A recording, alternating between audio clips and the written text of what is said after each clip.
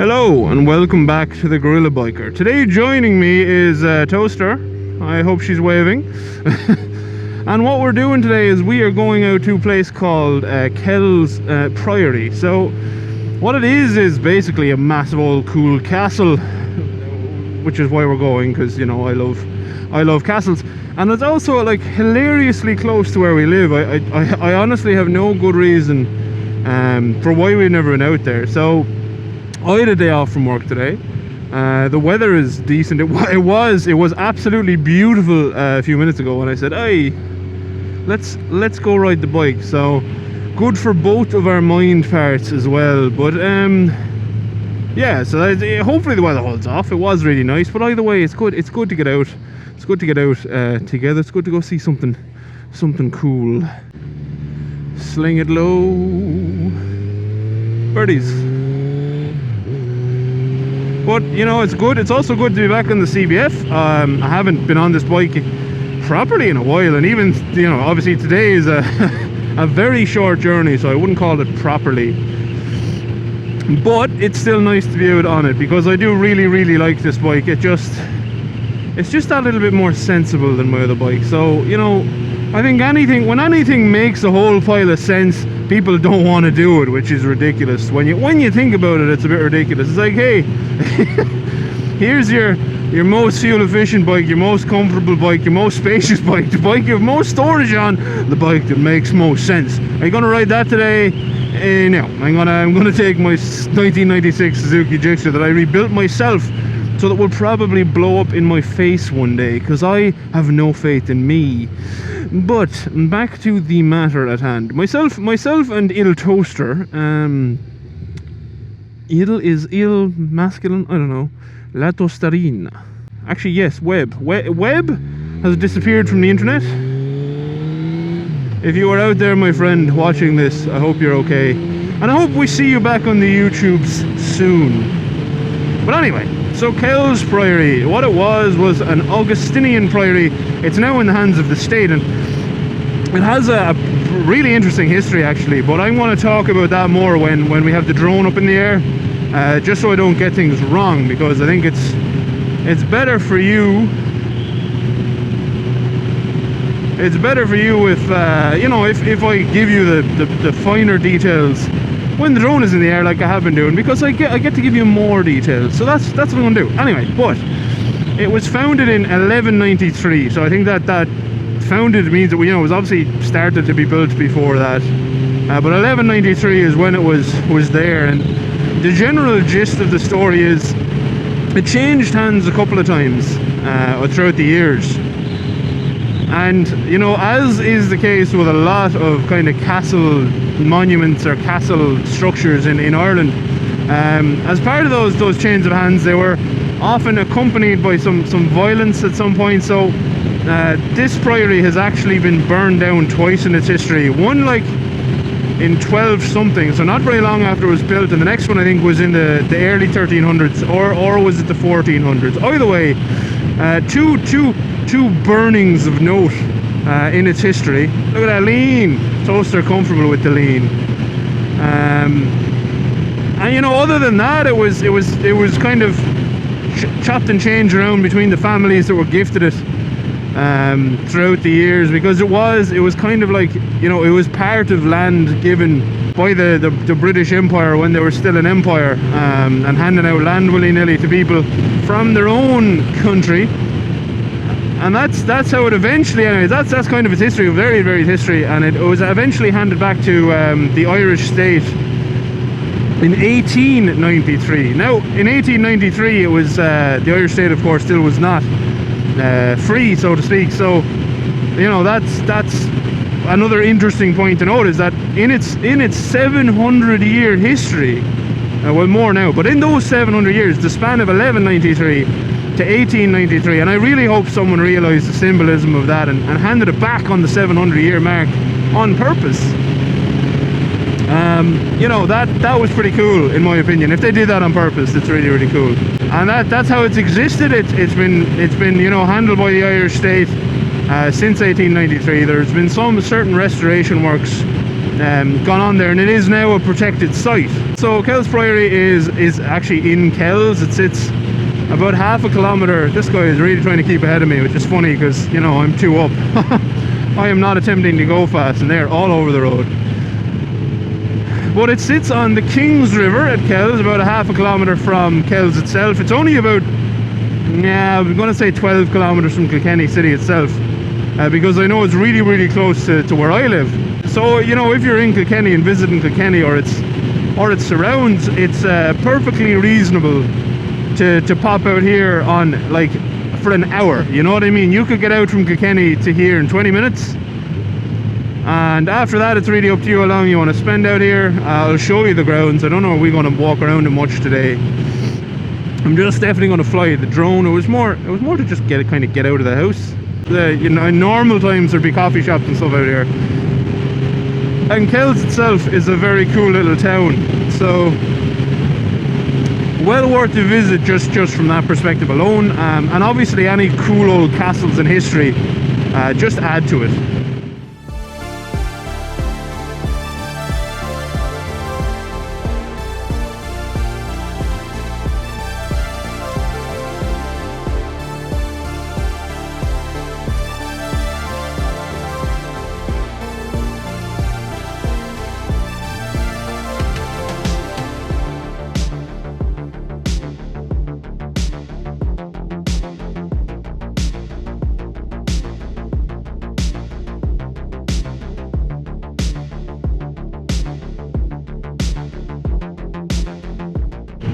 Get close to the wall, yeah. I also love walls, I don't know why. And we are in Kells, so like I said, not very far at all, but it's good to get the bike and yourself out for a run, isn't it? Especially on a day like today. It's absolutely beautiful. So we're now coming into Kells. You may have seen this a few times in videos previously, as I've ridden through here in a video and passed here on another video or two.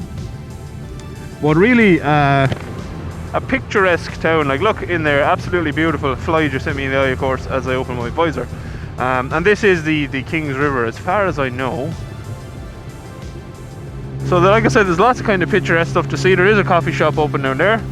Might stop in on the way back. And we're just coming into Kells town itself. So that's a nice old pub, the Mott and Bailey. Apparently it's really nice. Obviously not open at the moment, sadly, but in normal times, if you were visiting here, which is what I imagine most people will be back visiting here, you could go in there for a bit of lunch and maybe a pint. It's very, very cool. So you can kind of see Kells Priory over there now, just the big walls. We'll head over there properly.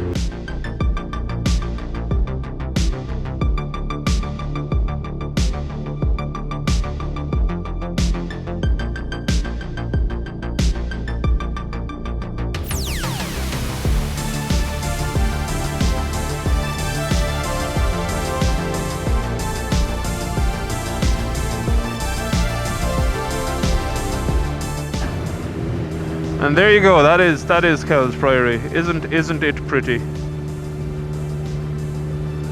Absolutely class. And it's crazy to think that was built, you know, not that far off 1,000 years ago, and it's still, I mean, that is still a perfectly capable structure. Yeah, okay, it's been restored, you know, it's been minded, but the bulk of that, the bulk of its strength, the bulk of its stability, still harkens back from the builders of nearly 1,000 years ago, which blows my mind. I love this stuff. I love castles and stuff. It's absolutely insane. Mind your head. I've been here before. Have you? Oh, Toaster's been cheating on us, folks. She just told me she's been here before. Still, you know, it ruins the first time experience. Apologise to everyone. Oh, she won't even apologise to you. She hates you. She actually hates. She told me. She said, "I hate all your subscribers." See, hadn't denied it. So there's the Priory. What I'm going to do now is throw up the drone and tell you a bit about it, and then we'll take a walk in around. Don't know where we wear the cameras yet, but we'll take a walk in around anyway. That's actually how I wear my glove all the time. It's very comfortable. Okay, talk to you all in a few. So Kells Augustinian Priory is situated on the bank of the Kings River, which is obviously in Kells itself. It's about 12 kilometres outside of Kilkenny City, like I mentioned earlier, and was founded in 1193 by Geoffrey Fitzrobert, who brought 4 canons, which are like priests, over from Bodmin Priory in Cornwall to establish a community outside his borough of Kells. The priory was dedicated to the Virgin Mary, and the canons were granted a site close by which was dedicated to St. Kieran. They also received half of the parish of Kells in land and held several farms within and without the parish. The extensive priory remains a fortified enclosure with 6 towers and a gateway, the priory church, the cloister, and its domestic buildings and the prior's residence. You can see a lot of the ruins of these buildings in the video that's being shown right now. Excavations uncovered a lot of decorated floor tiles, fragments of wall paintings, and painted window glass.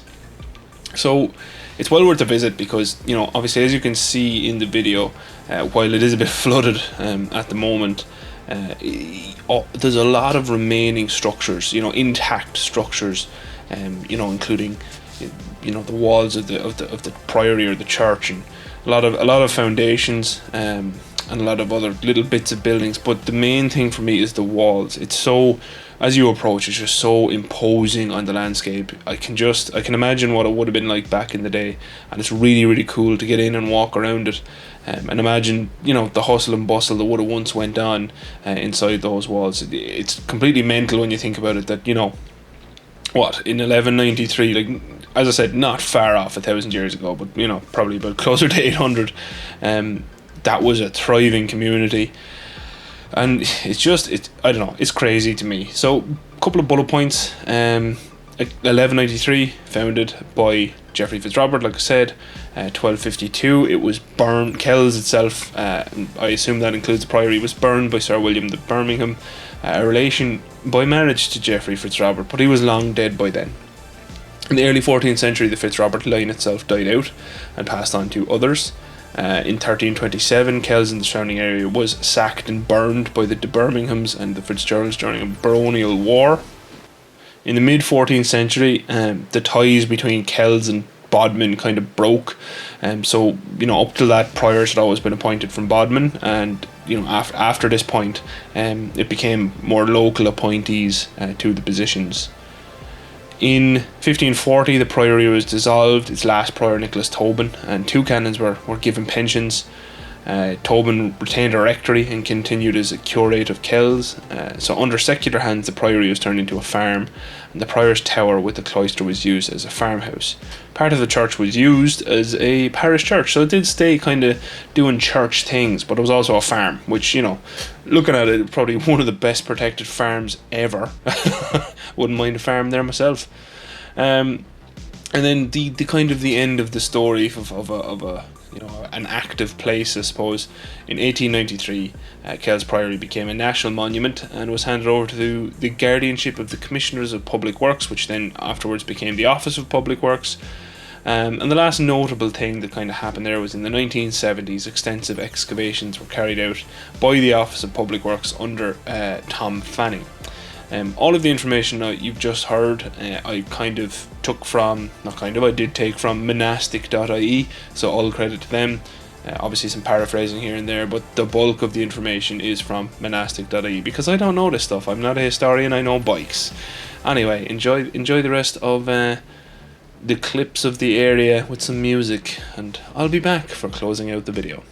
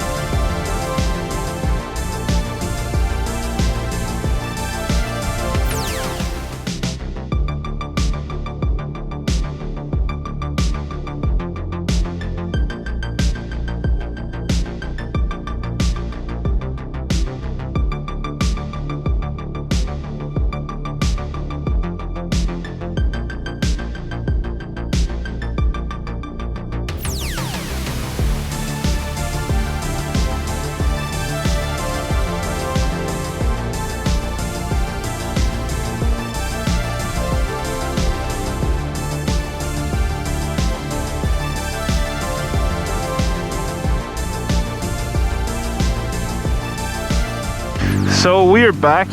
We had a walk around, what's this place called again? Kells Priory. I got really angry for a while because my DJI stopped working. To listen to me. I have to cut that bit. I said your name. Toaster had to listen to me because I was being an ass. And yes, so now we are heading out to, where's Kilree? Kilree. We're heading out to Kilree to finish this video, because I will come back another day and fly the drone. A bit annoying it didn't happen today, but anyway, I'll explain that in a second. DJI, first off, my phone wouldn't connect to the controller because, mind your head, because my phone is a crap. It's like one of the cheapest Samsungs I could buy on Amazon. Back when we could still buy from UK Amazon. Not that we can't, it's just too expensive now. But anyway, M30S, and it turns out that there's like dust in my connection port or something, so the DJI controller just won't connect. It would connect to Toaster's phone, which was great after we waiting to download it, but hey birdie. Then what happened was, it turns out DJI needs you to sign in to be allowed to fly your own drone, which is really annoying. And I of course couldn't remember my password, and there was no internet. The internet just didn't want us to reset the password. So anyway, I will come back another day to finish off the droneage. So I mean, it won't make a difference to you. You will have seen this as one continuous thing once I have the drone sorted. But yeah, for me, a little bit frustrating, a little bit annoying. But you know, you've probably seen us walk around in there and stuff by now as well. It is really, really cool in there. Really, really, really worthwhile visiting. And even if you don't have an interest in that type of history and that type of I don't know, would you say architecture, I suppose? Yeah, it's still a really cool place to visit. Just to see it. Smell of the special grass here is unbelievable. Someone knows how to enjoy themselves. But anyway, Kilree will probably appear on another video another time. We're just heading out to have a look for ourselves and scope it out. There is a round tower here, it's a monastic site and etc, stuff like that. But yeah, so a frustrated gorilla who has to come back and do more drone footage another day. Thanks you very much for watching this video. I really hope you enjoyed it when it comes out as the final product, because obviously I would have spent a little bit of effort doing it. I really hope that you found it interesting, and thank you very much for watching. As always, a very special thank you to my patrons. I really appreciate you all supporting the channel in the way that you do, because it makes my life better and makes it easier to get cool bike parts for it, so I do appreciate that. Toaster says goodbye, and goodbye from me. Thank you again for watching. Adios. Outro crew. Here we are. Look at that. Look at that big old round tower. I'm not sure where I can pull in safely. Do you think it's really annoying you have to sign in to fly your own drone? Because I find that annoying, I'm not gonna lie. Round towers are cool. Little tidbit, outro crew, for about round towers. The reason they have a little door that's a good chunk of the way up was to protect them. Because what had happened was they'd pull the ladder up after them. The monks would hide in there. But then the Vikings turned up, and you know, they just went, "Oh, are you going to hide in their own tower? Cool, we're just going to light a fire around the base of it and turn you into a giant chimney."